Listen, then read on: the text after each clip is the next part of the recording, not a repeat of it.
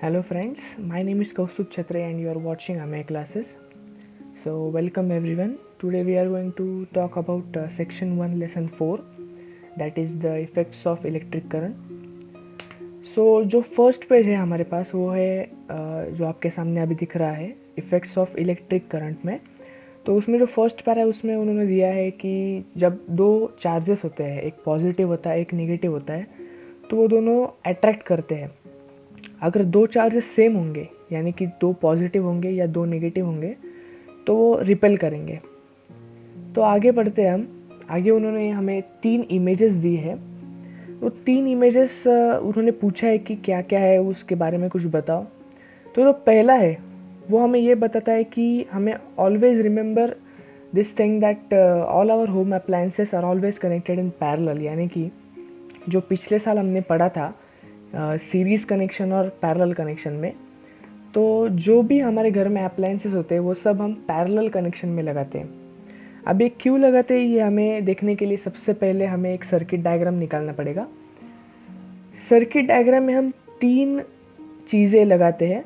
सबसे पहले हम एक लैपटॉप लगाते हैं, फिर हम लगाते हैं एक टीवी और फिर आखिर में हमें लगाते हैं एक बल्ब जो हमारे घरों में होता है। ऐसे 3 अप्लायंसेस हमने लगाए हैं। तो इसमें अगर बल्ब, मान लो कि अगर आपका जो बल्ब है वो अगर चला जाए या फिर वो बंद हो जाए, तो फिर भी वो जो इलेक्ट्रिक करंट है जो फ्लो हो रहा है वो कभी भी स्टॉप नहीं होगा, क्योंकि उसको जाने के लिए जगह है फिर भी। और आपके घर के जो अदर अप्लायंसेस है बल्ब को छोड़ के वो कभी भी बंद नहीं होंगे। यानी कि एक या दो अप्लायंस बंद होने के बाद भी बाकी के अप्लायंस चालू रहेंगे। इसीलिए हम ये कनेक्शन जो है ये पैरेलल में लगाते हैं, सीरीज़ में नहीं लगाते। अगर सीरीज़ में लगाया होता तो एक अप्लायंस बंद होने के बाद बाकी सब अप्लायंस भी बंद हो जाते। जो बी वाली इमेज है वो कुछ नहीं है, सिर्फ एक इलेक्ट्रिक फ़ैन है जो मोटर पे काम करता है। इसी लेसन में हम वो भी देखने वाले हैं कि मोटर कैसे काम करता है। जो सी वाला है वो है इलेक्ट्रिक डोरबेल और वो इलेक्ट्रोमैग्नेट पे चलता है। अभी आपने 8th स्टैंडर्ड में ये पढ़ा होगा कि जो इलेक्ट्रिक डोरबेल है वो ऐसे दिखता है और वो इलेक्ट्रोमैग्नेट पे चलता है। अभी इलेक्ट्रोमैग्नेट यानी कि ऐसा मैग्नेट होता है जो इलेक्ट्रिसिटी अगर हम उसको दे तो वो मैग्नेट जैसा बिहेव करता है, या फिर जब इलेक्ट्रिसिटी हम बंद कर दे तो फिर वो मैग्नेट नहीं रहता है, वो नॉर्मल आयन का एक पीस हो जाता है। तो अभी इसके बाद हमें कुछ फॉर्मूलाज हमको रिमेंबर करना पड़ेगा, हमको याद करना पड़ेगा। तो वो उसमें से पहला वाला जो है वो है V equals to I R, यानी कि ओम्स लॉ। तो ये जो फॉर्मूला है ये फॉर्मूला तो हमने मतलब 9th में कर दिया है। V equals to I R, that is potential difference equals to current into resistance. V यानी कि पोटेंशियल डिफरेंस, I यानी कि करंट और R यानी कि रेजिस्टेंस। V का जो यूनिट है वो है वोल्ट्स, I का यानी कि करंट का यूनिट है एम्पियर और R का यूनिट है ओम्स। तो अगला जो फॉर्मूला है वो है P equals to V I. P यानी कि पावर, अभी ये नया फॉर्मूला है, इस साल हमको आया है ये। P equals to V I, P यानी कि पावर, इलेक्ट्रिक पावर। V यानी कि जो मैंने अभी बताया, V यानी कि पोटेंशियल डिफरेंस और I यानी कि करंट। तो P equals to V I ये बन जाता है हमारा सेकेंड फार्मूला। और थर्ड फार्मूला हमको याद रखना है H equals to P T. H equals to P T ये फार्मूला हमको याद रखना है। तो अगर हम P की जगह वी आई डाल दे, मतलब जो सेकेंड फार्मूला है हमारा P इक्वल्स टू वी आई, तो अगर P की जगह हम वी आई डाल दे तो ये फार्मूला बन जाता है H equals to V I T. तो ये नया फार्मूला बन गया। अब अगर V की जगह हम आई आर डाल दे, मतलब फार्मूला 1 देखना, V की जगह अगर हम आई आर डाल दे तो ये बन जाता है I इंटू आई, यानी कि आई स्क्वायर आर टी। और ये जो आई स्क्वायर आर टी है इसे हम जूल्स लॉ ऑफ हीटिंग भी कहते हैं, मतलब H equals to I square R T, इसे हम जूल्स लॉ ऑफ हीटिंग भी कहते हैं। अभी जैसा भी न्यूमेरिकल आएगा आपको और उस न्यूमेरिकल में जो जो होगा उसके हिसाब से आपको चेंज करना है और उसके हिसाब से आपको फार्मूला बनाते जाना है।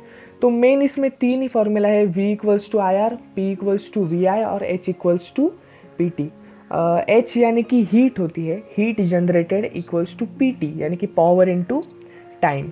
तो ये सब अभी देखने के बाद अब हम देखेंगे यूनिट ऑफ इलेक्ट्रिकल पावर क्या है। तो यूनिट ऑफ इलेक्ट्रिकल पावर है वैट, यानी कि अभी जो नया हमने पढ़ा P इक्वल्स टू VI, तो P का यूनिट होता है वैट। याद रखना H का यूनिट होता है जूल्स, H यानी कि हीट, हीट का यूनिट होता है जूल्स।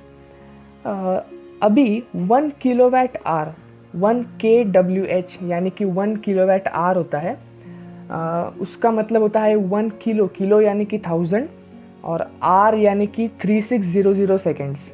एक आर में 3600 सेकेंड्स होते हैं, तो उनको अगर मल्टीप्लाई कर दे तो वो बन जाता है 3.6 इंटू 10⁶ जूल्स वैट सेकेंड यानी कि जूल्स।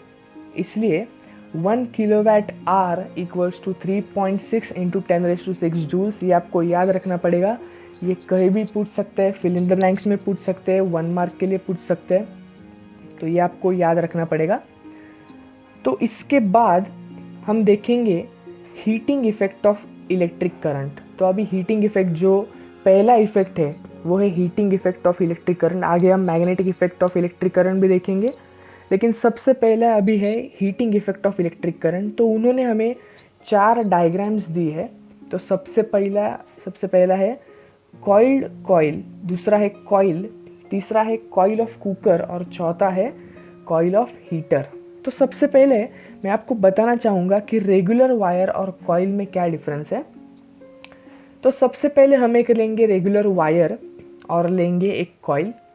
अब हम दोनों में से 2 चीज़ें कंपेयर करेंगे। सबसे पहला होगा रेजिस्टेंस और दूसरा होगा हीटिंग इफेक्ट। अभी देखना, हमें अगर किसी भी चीज़ को गर्म करना है तो उसके लिए उसका रेजिस्टेंस ज़्यादा होना बहुत ज़रूरी है।